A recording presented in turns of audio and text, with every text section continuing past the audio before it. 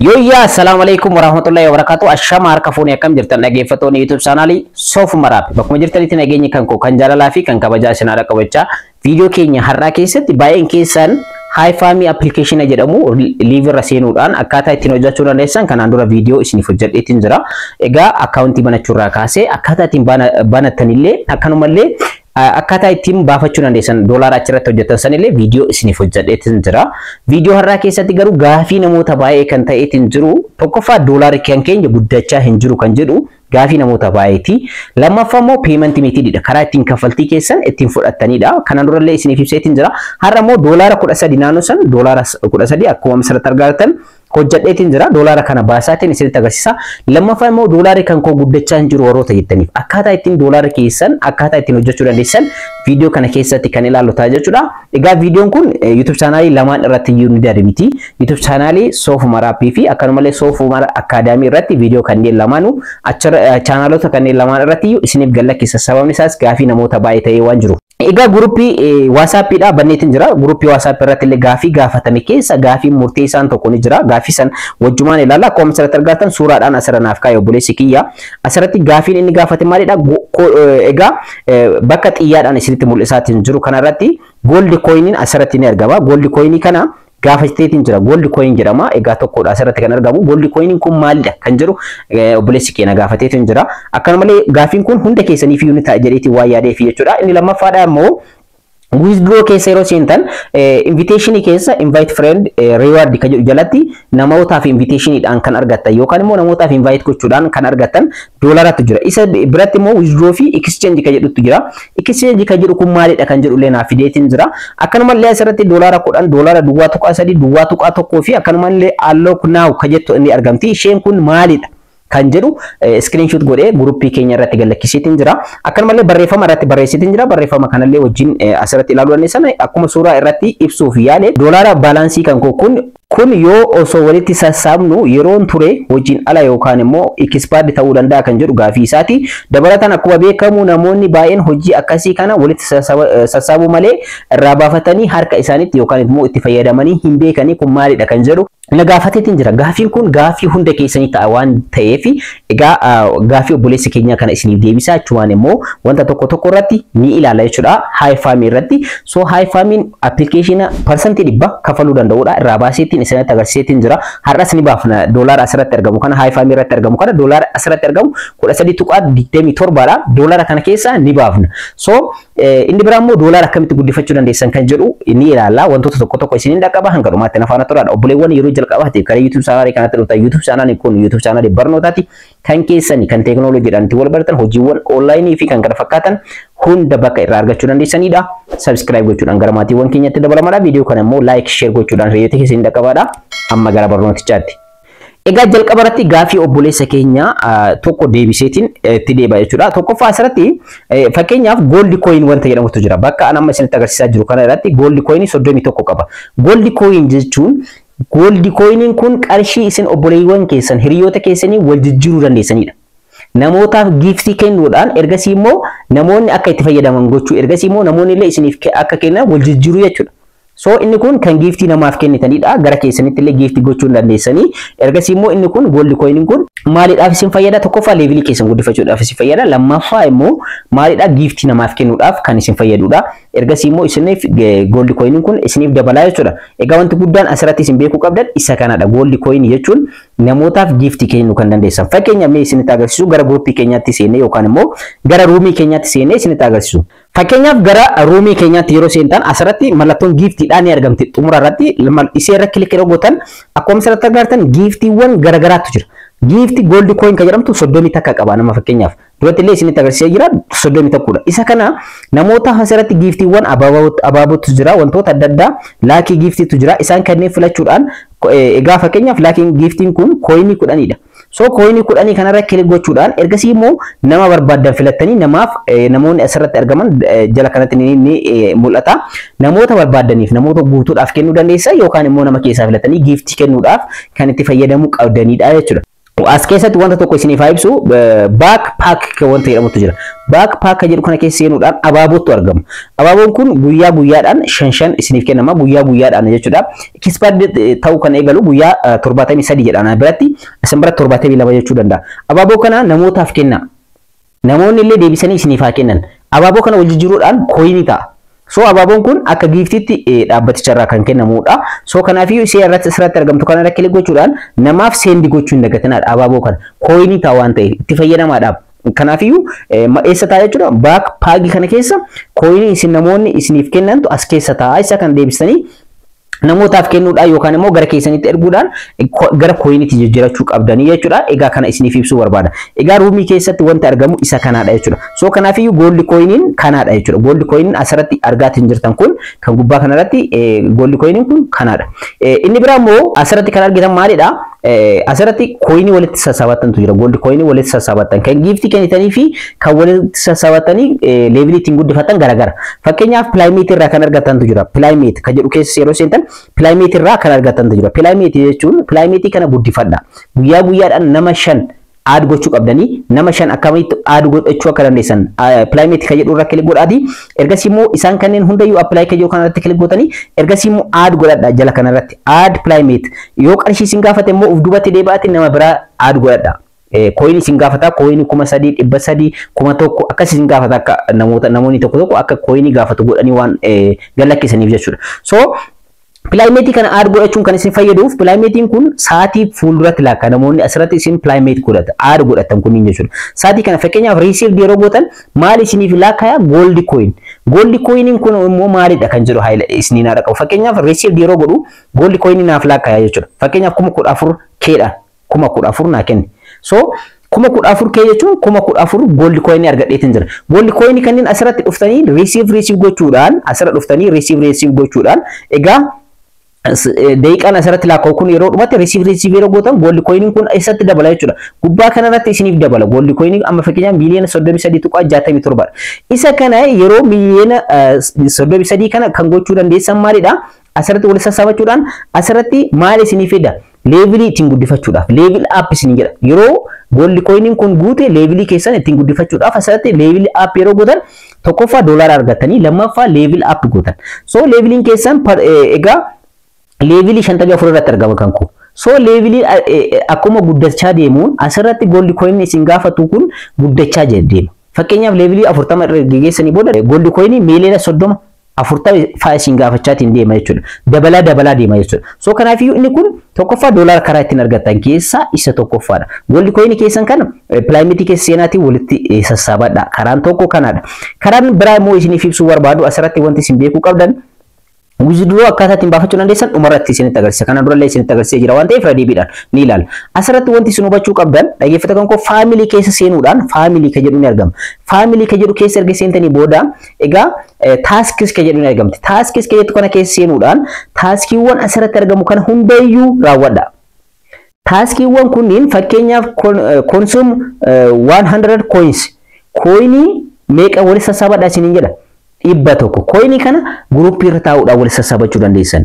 Akkanumallee invite yeroo gootan coinii isin argattantu jira. Akkanumallee Playmate wan adda addaa Playmate add yeroo gootan coinii walitti sassaabattantu jira. So isa kana coinii 100 kana yoo walitti sassaabattan isa kana receive gochuu dandeessan. Inni lammaffaadha immoo daily entry to the family jedha. Egaa fakkeenyaaf isa kana guuteetiin jira.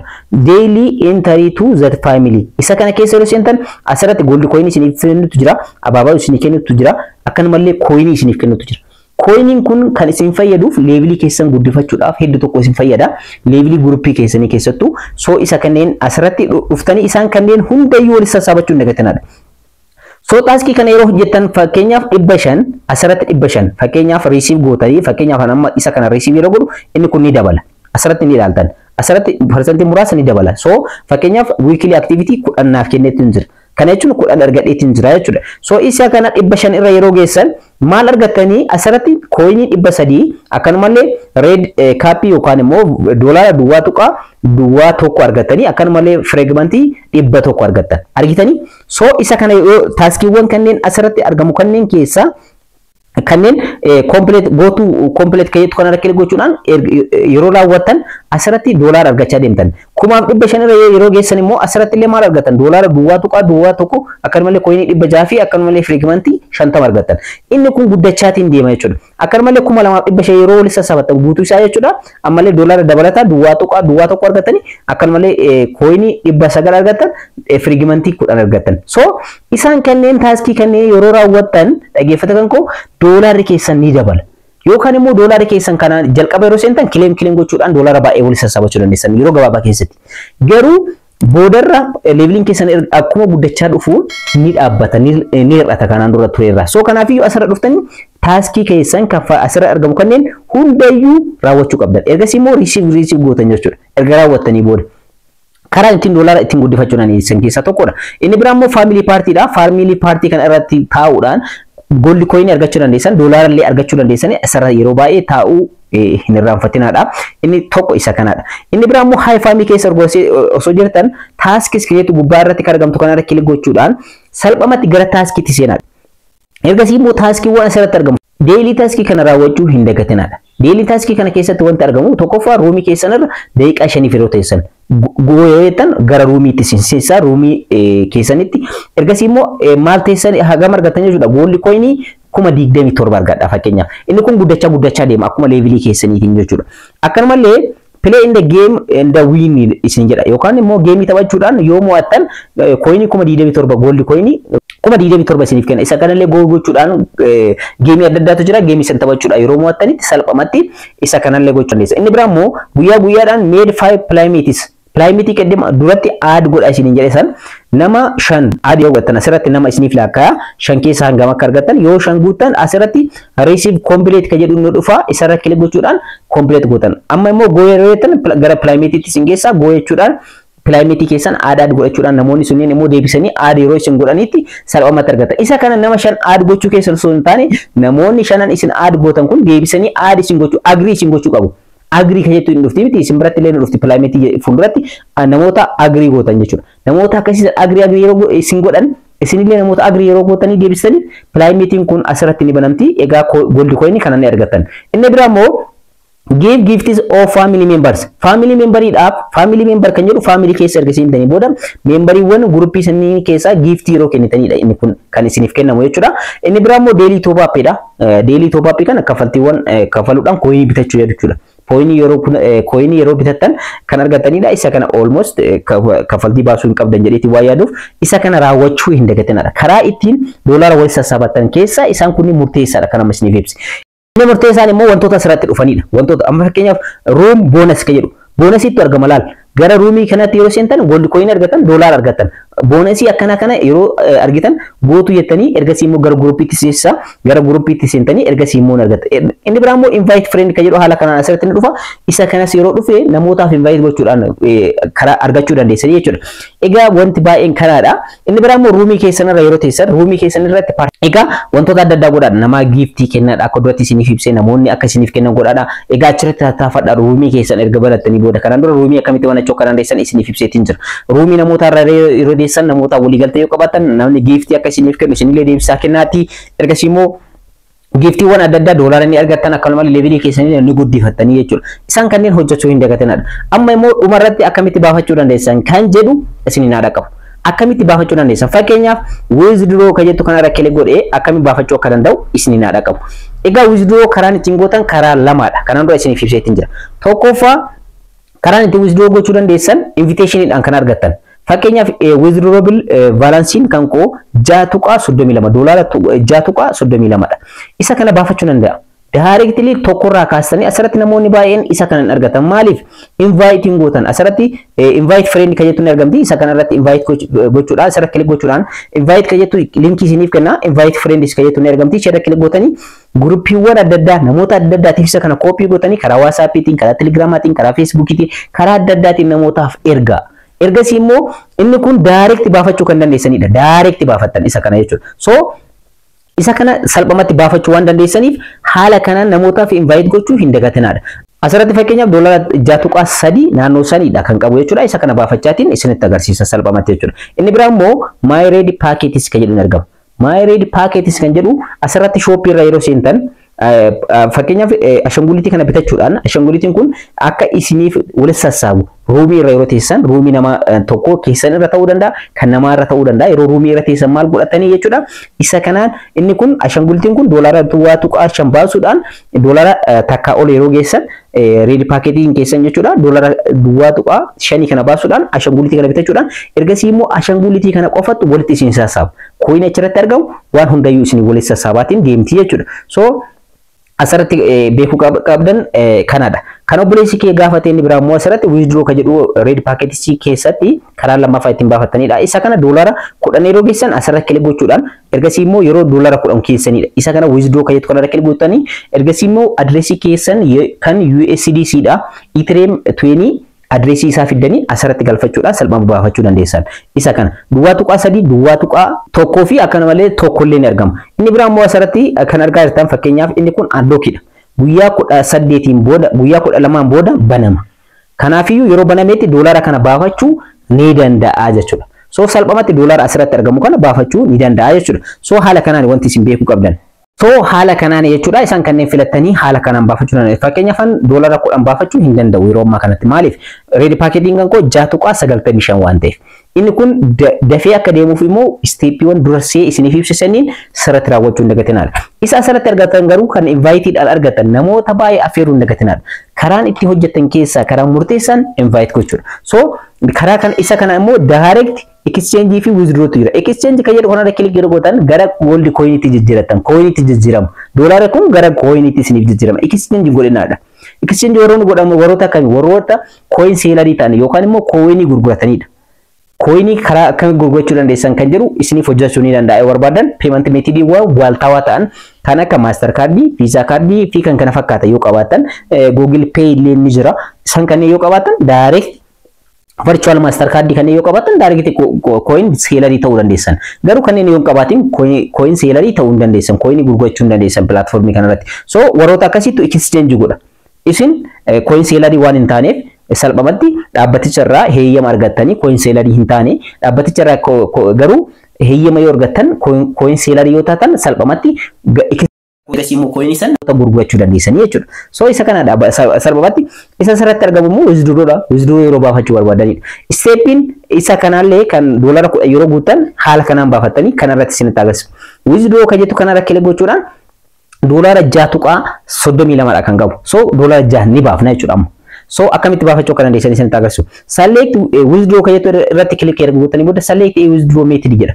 So USDC filatan USDC filadheetiin jira ergasii immoo networkiin isaa Ethereum 20 kan ta'e fidaa isiniin jedha egaa adreesii san eessa argattan salphamatti gara maalitti deemtan Binance irratti baafadha isin Bybit irratti illee ni dandeessan step hin jiru tokko waan ta'eef so amma fakkeenyaaf gara Binance itti ni seena ergasii immoo maal argachuu qaba USDC yookaan immoo asset USDC jedhamu crypto USDC jedhamu baafachuu danda'a so gara Binance itti ni seena direct baafachuu kan kolle check asirratti ni goona jechuudha wajjumaan check goona so fakkeenyaaf doolaara asirratti argamu akkuma asirratti argatan 14.5 dha so doolaara kun 6 yeroo itti baafadhu 6 keessa transaction fee yookaan immoo kan kafaltii kan karaa wireless ittiin dhaqabu kana transaction fee muraasa narraa muraa kanaaf asirratti gala so yeroo galulee ni ilaala jechuudha so asirratti erga asirra seentanii booda home irra erga seentanii booda doolaara keessan isinitti agarsiisa add funds kan jedhu fuulduratti argama isarra kilik gochuu dandeessan yookaan immoo asset kan jedhu jalatti argama isarra kilik gochuudhaan Binance irratti illee Bybit irratti illee step hin jiru tokkodha so ergasii immoo add fund kan jedhu irra kilik gootanii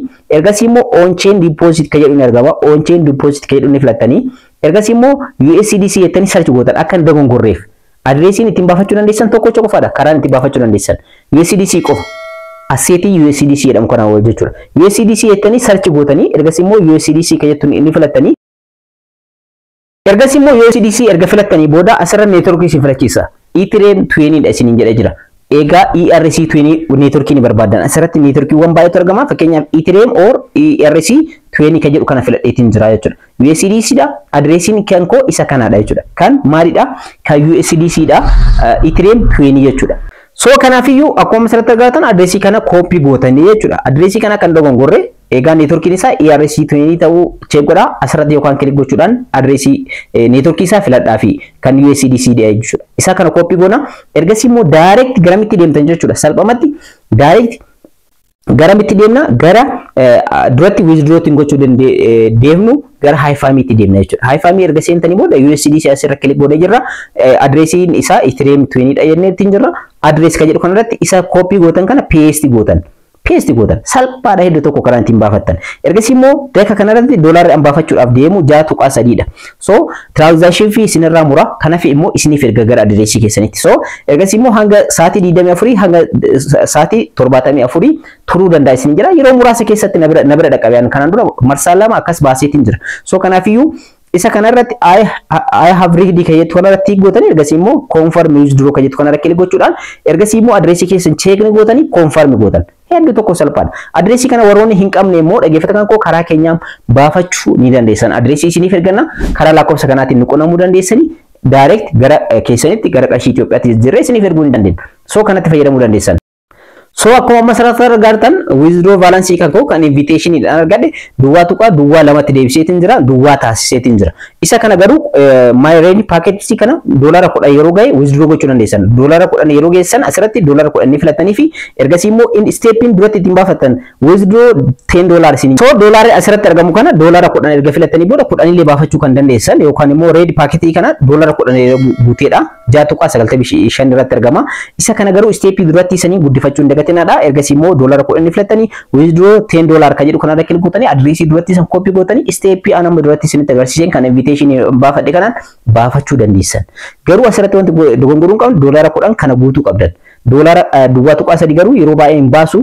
Doolaara tokko garuu yeroo isheen kun expired taate yookaan immoo guyyaa 12 tunaafee ergasii immoo ni banamti isheen kunis akkuma kanneen yeroo banamteet ishee irra kilik gootanii direct withdraw gochuu adreesii duratti isaniin baafachuu dandeessan. So amma baafadheetiin jira gara Binance kan kootti na dhaqqabeera moo na dhaqqabne kan jedhu immoo amma wajjin ni ilaalla. Egaa hanga xumuraatti na faana turaadha. Egaa adreesiin kun na dhaqqaba karaa Binance irraa jechuudha. Salphaatti yeroo na dhaqqabeetti egaa Binance kan kooratti galeera moo hin galle kan jedhu wajjin ilaalla. Egaa turtii yeroo muraasaatiin booda sa'aatii 24 hanga sa'aatii 72 isin fudhachuu danda'a. Egaa turtii sa'aatii kanaatiin booda karaa emailii keessaniitiin isin dhaqqaba jechuudha. USDC'n kun akkuma asirratti argatan emailiin kun na dhaqqabeetiin jira. Akkanumallee akkaawuntii kan koo kan Binance irratti doolaarri kan koo naaf dabaleetiin jira jechuudha. Egaa steepii kanaan baafachuu dandeessan. Viidiyoo kan koo kanarraa keessatti salphumatti akkaataa ittiin HiFami irraa doolaara keessan baafachuu dandeessanii fi doolaarri kan keessanillee dafeetiin akka guddatu akkaataa ittiin gochuu dandeessan steepiidhaan ilaalleetiin jirra akka irraa fayyadamtan abdiin qaba. Warroonni YouTube chaanaalii kanaaf haaraa taatan subscribe, like, share gochuun irraa hin irraanfatinaa. Yeroo itti aanu viidiyoo biraatiin wal argina hangasitti nagaan naa tura.